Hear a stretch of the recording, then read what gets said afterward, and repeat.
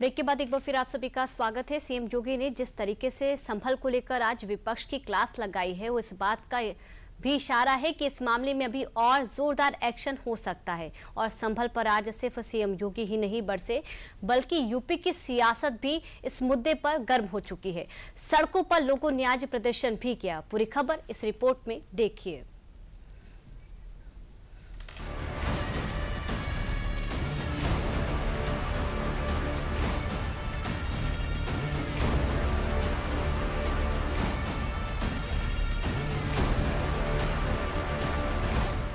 सड़कों पर भीड़ उमड़ने लगी है। सियासत एक बार फिर आरोप प्रत्यारोप की भट्टी में धधकने लगी है और इस धधकती भट्टी से निकलती सवालों की चिंगारी सियासतदारों के सफेद कुर्तों पर दाग लगा रही है। संभल हिंसा की न्यायिक जांच रिपोर्ट सरकार को सौंपे जाने के बाद यूपी का माहौल एक बार फिर गर्म हो गया है। सड़कों पर उतरे ये विश्व हिंदू रक्षा परिषद के वो लोग हैं जो संभल में हिंदुओं के पलायन मामले को लेकर गुस्से में हैं। देखिए, प्रधानमंत्री मोदी जी के सम्मान में विश्व हिंदू रक्षा परिषद है मैदान में। जितने विरोधी पक्ष जो गाली गलौज कर रहे हैं, मोदी जी को, सनातन धर्म को कमजोर कर रहे हैं, ये विश्व हिंदू रक्षा परिषद बर्दाश्त नहीं करेगी। और ऐसी स्थिति में हम सभी लोग कल 3 बजे यहाँ से निकल रहे हैं।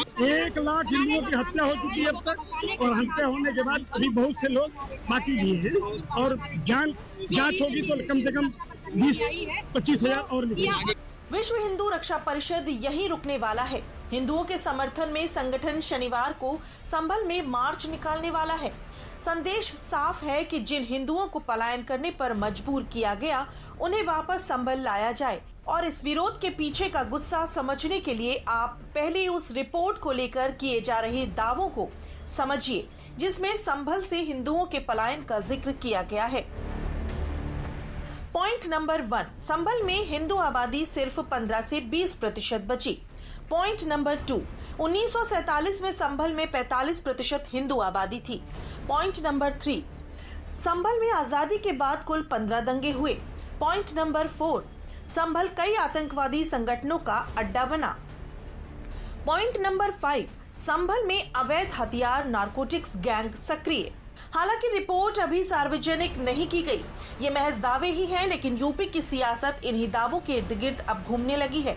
सीएम योगी को सौंपी गई इस रिपोर्ट में सिर्फ 24 नवंबर 2024 को हुई हिंसा के बारे में ही नहीं बताया गया, बल्कि संभल में कब कब दंगे हुए इसका भी जिक्र है। और दावा के अनुसार बार बार दंगों से संभल नगर निगम क्षेत्र में हिंदू आबादी कम होती गई और पिछले 78 सालों में 30% हिंदू जनसंख्या घटी है। पर इसके लिए सत्ता पक्ष को जिम्मेदार बताने लगा, जिस पर सत्ता पक्ष की तरफ से भी पलटवार आया। तो भारतीय जनता पार्टी की सरकार लगातार डबल इंजन की सरकार है। क्या किया? रोकने का क्या प्रयास किया? कौन सा काम किया? कौन सी योजना लेकर आए जिसको कि आपने, आप 2 बार से तो खुद मुख्यमंत्री हैं, प्रदेश के मालिक हैं, देश के मालिक मोदी जी हैं, डबल इंजन की सरकार है। आपने कितने घर बसाने का काम किया, कितने लोगों को रोजगार देने का काम किया, कितने लोगों को वहां से पलायन न करें, इस पे बात करिए कि आपने क्या किया। पूर्व की बात छोड़ दीजिए, वर्तमान की सरकार ने क्या किया। केवल और केवल एक काम है, हिंदू और मुसलमान करके लोगों को भ्रमित करना, पूरे देश को डाइवर्ट करना। देखिए, इस घटना के जिम्मेदार समाजवादी पार्टी, कांग्रेस पार्टी और बहुजन समाज पार्टी है।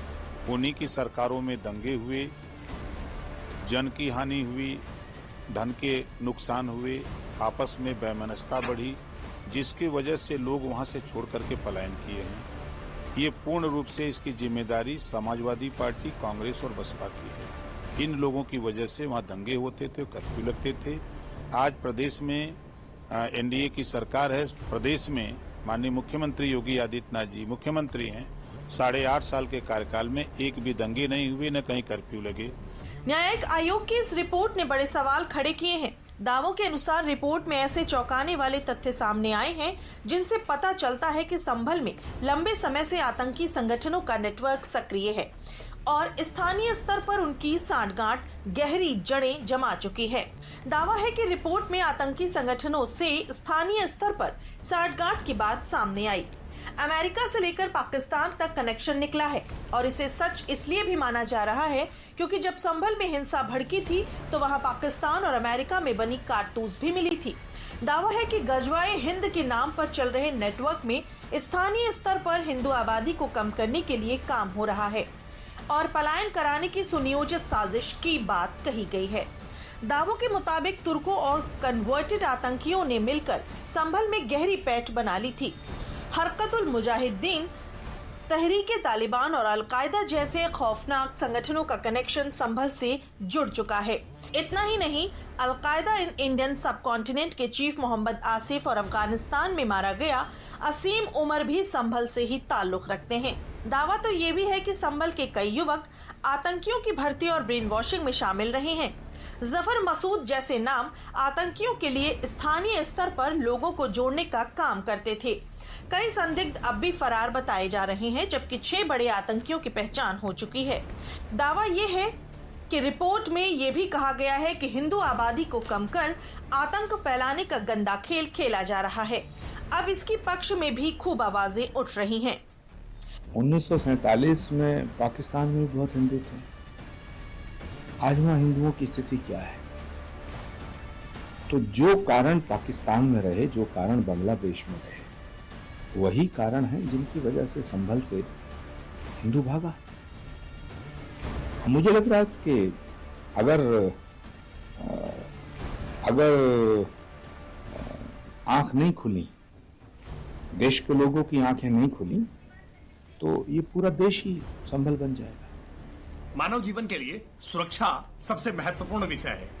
जहां जहां भी सुरक्षा के एहसास का अभाव होता है, वहां से व्यक्ति पलायन कर जाता है। संभल में जिस तरह से लगातार बार बार दंगे हुए और इन दंगे में बड़ी संख्या में हिंदुओं का कत्लेआम हुआ, इसकी वजह से संभल में बड़ी संख्या में हिंदुओं का पलायन हुआ है।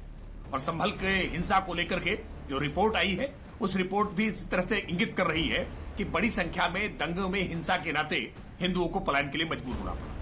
हमने देश का इतिहास देखा है और दुनिया भर में जहां जहां भी इस प्रकार से दंगे में किसी मजहब या जाति के आधार पर किसी को प्रताड़ित किया गया है, वहां से उनकी संख्या का कम हो जाना बहुत स्वाभाविक सा है। किसी वर्ग का, किसी संप्रदाय का अगर पलायन होता है तो उस पलायन की विभीषिका का कौन जिम्मेदार है, उस पलायन के हॉरर शो का कौन रिस्पॉन्सिबल है।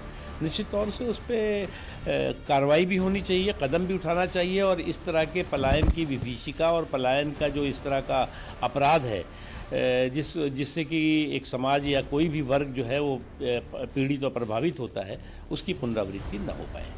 संभल पर आई न्यायिक रिपोर्ट को लेकर कई तरह के दावे किए जा रहे हैं।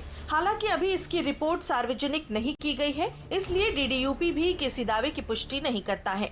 फिलहाल ये 450 पन्ने की ये रिपोर्ट सीएम योगी को सौंपी गई है और अब रिपोर्ट को कैबिनेट में पास कराया जाएगा। वहां से विधानसभा पटल में ये रिपोर्ट रखी जाएगी। इसी के साथ